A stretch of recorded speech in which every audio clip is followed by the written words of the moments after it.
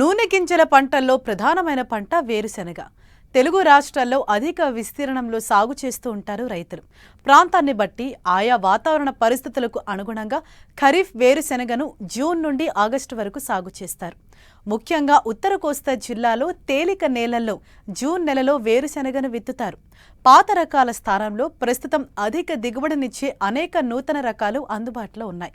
వీటి గుణగణాలు, సాగులో పాటించాల్సిన మెళుకువల గురించి విశాఖ జిల్లా కొండంపూడి కృషి విజ్ఞాన కేంద్రం సీనియర్ శాస్త్రవేత్త డాక్టర్ గౌరీ రైతాంగానికి తెలియజేస్తున్నారు.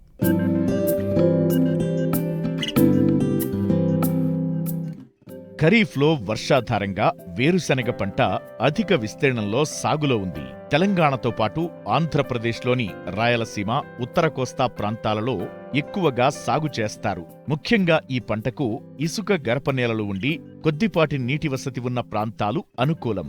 ఉత్తర కోస్తా జిల్లాల్లో సాగులో ఉన్న ప్రధాన నూనె గింజల పంట వేరుశెనగ అని చెప్పవచ్చు. అయితే ఇక్కడి రైతులు ఇంకా పాత రకాలనే సాగు చేయటం వల్ల ఆశించిన ఫలితాలు సాధించలేకపోతున్నారు.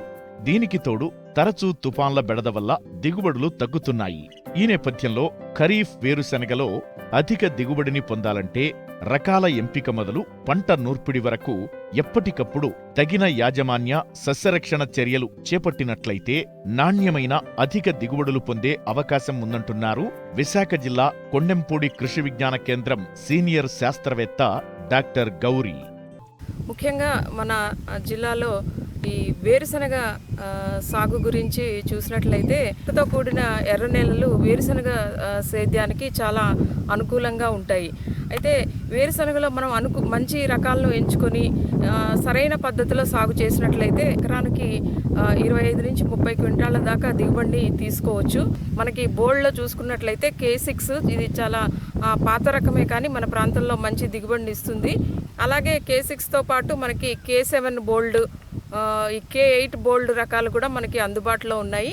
ఈ రకాలన్నీ కూడా మన ప్రాంతానికి అనువైన రకాలు. వీటితో పాటు మనకి ఈ కదిరి వ్యవసాయ పరిశోధన స్థానం నుంచి నూతనంగా రిలీజ్ అయినటువంటి లేపాక్షి రకం కూడా ముఖ్యంగా ఖరీఫ్లో సాగు చేసుకునేటప్పుడు ఈ లేపాక్షి రకం చాలా అనుకూలమైన రకము. ఇతర రకాలు 20 నుంచి 25 క్వింటాల దిగుబడి ఇస్తున్నప్పుడు ఈ లేపాక్షి చూసుకున్నట్లయితే దాదాపు 40 క్వింటాల వరకు కూడా మనకి దిగుబడిని ఇవ్వడం జరుగుతుంది. దాంతోపాటు ఏంటంటే ఇది స్టే గ్రీన్ వెరైటీ అనమాట. పంట కోతకు వచ్చినప్పటికీ కూడా మొక్క అనేది మనకి గ్రీన్గానే ఉంటుంది. కాబట్టి మనం పశువులకి మనం వేసుకోవడానికి కూడా ఇది అనుకూలమైన రకము. ఇవి కాకుండా మనకి తిరుపతి నుంచి రిలీజ్ చేసినటువంటి ధరణి, తర్వాత నిత్యహరిత, తర్వాత గ్రీష్మ, ఈ అన్ని రకాలు కూడా మనకి అనుకూలమైన రకాలే. ఎర్ర నేలలు, ఇసుకతో కూడినటువంటి ఎర్రగరప నేలలు అనేవి మనకి వేరుశనగ సాగుకు అనుకూలం.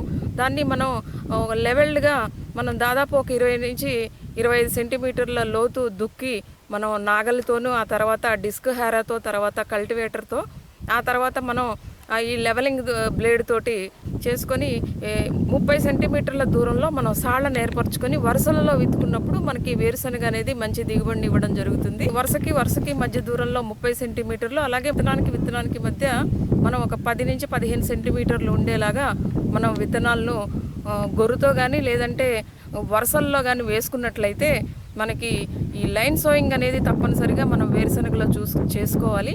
ముఖ్యంగా రైతాంగం ఏంటంటే బొంగరపు సాలని, లేదంటే బ్రాడ్కాస్టింగ్ అని, లేదంటే తక్కువ కూలీలు కొంచెం పడతారని చెప్పి మనకి వరుసల్లో కాకుండా మామూలుగా బొంగరం సాళ్లలో ఎక్కువగా వేసేస్తుండడం వల్ల మనకి దిగుబడి తక్కువగా రావడానికి అది కూడా ఒక కారణం.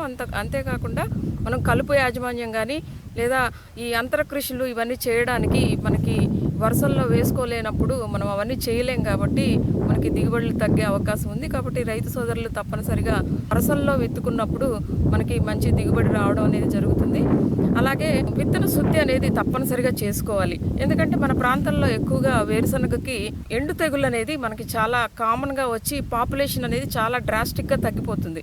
కాబట్టి దీన్ని నివారించుకోవడానికి విత్తన శుద్ధి కోసమే తయారు చేసినటువంటి ఈ టెబుకొనజోల్ మందును ఒక ఎకరా విత్తనానికి 40 గ్రాములు మందు పడుతుంది. దీన్ని మనం శుభ్రంగా విత్తనానికి పట్టించి నీడల్లో ఆరబెట్టుకొని తర్వాత మనం వేసుకున్నట్లయితే ఈ తెగులు, మనం వేరుకుళ్ళు తెగులని మనం నివారించవచ్చు. ఈ రకంగా విత్తన శుద్ధి చేసుకున్న తర్వాత 30 నుంచి 30 సెంటీమీటర్ల దూరంలో వరుసల్లో విత్తనాన్ని విత్తుకోవాలి. తొలి దశలో ఈ వేప నూనెను మనం 10 నుంచి 15 రోజుల వయసులో మొక్కల వయసు ఉన్నప్పుడు మనం పిచికారీ చేసుకున్నట్లయితే మనకి ఈ పురుగులు తెగుళ్ళ నుంచి తొలి దశలోనే మనం చాలా వరకు నివారించుకోగలుగుతాము. భూసార పరీక్షలను అనుసరించి ఎరువుల మోతాదును నిర్ణయించుకోవాలి. ముఖ్యంగా వర్షాకాలంలో ఎరువులను అతిగా వాడొద్దు. సిఫార్సు మేరకే సరియైన సమయంలో వెయ్యాలి. ఇటు సూక్ష్మ పోషక లోపాలను ఎప్పటికప్పుడు గుర్తించి తగిన జాగ్రత్తలు తీసుకోవడం ద్వారా నాణ్యమైన దిగుబడులను పొందేందుకు అవకాశముంటుంది. ఎరువుల యాజమాన్యం విషయానికి వస్తే మనకి ఆఖరి దుక్కులో మనం యూరియా అలాగే సింగిల్ సూపర్ ఫాస్ఫేట్ ఈ రెండింటిని కూడా మనం ఆఖరి దుక్కులో వేసుకోవాల్సి ఉంటుంది. అలాగే 20 కేజీల నత్రజని, అలాగే 16 కేజీల భాస్వరము, అలాగే ఒక 20 కిలోల పొటాషియం ఇచ్చే ఎరువులను మనం సెలెక్ట్ చేసుకొని మనం ఈ వేరుశనగ సాగుకు వినియోగించాల్సి ఉంటుంది. పుష్పాలు అవి వస్తున్న దశలో మనం ఎకరానికి ఒక 200 కిలోల జిప్సం అనేది మొక్క మొదళ్ళ వద్ద మనం వేసుకోవాల్సి ఉంటుంది. వేరుశనగకు ఈ జిప్సం అప్లికేషన్ అనేది చాలా ముఖ్యమైన పోషక యాజమాన్యం. 30-35 రోజులప్పుడు మనకేంటంటే ఈ 3-19 కానీ, లేదంటే మల్టీకే కానీ, లేదంటే ఎగ్రోమిన్ అని మనకి ఈ సూక్ష్మ పోషకాలను ఇచ్చే ఫార్ములా 4 ఇలాంటి పోషకాలను ఇచ్చేటువంటి ఎరువులను మనం పైపాటుగా పిచికారీ చేసుకున్నప్పుడు కూడా మనకి మంచి దిగుబడులు వచ్చినట్టు పరిశోధన ఫలితాలు తెలియజేస్తున్నాయి. కాబట్టి ఏంటంటే ఈ పూత దశలో మనం ఈ 3-19 కానీ, మల్టీకే కానీ, లేదంటే ఈ ఫార్ములా 4 కానీ ఒక 5 గ్రాములు 1 లీటర్ నీటిలో కలుపుకొని మనం పిచికారీ చేసినట్లయితే పంట పైన మనకి మంచి దిగుబడి రావడానికి అవకాశం ఉంటుంది. అలాగే సకాలంలో వచ్చే చీడపీడల యాజమాన్యాన్ని మనం సమగ్రంగా మనం నివారణ చేసుకోవాలి. దీనికోసం ఏంటంటే మనకి తొలి దశలో ఈ రసం పీల్చే పురుగులు ఇవన్నీ రాకుండా మనకి పసుపు రంగు జిగురు అట్టలు అనేవి మనకి దొరుకుతున్నాయి.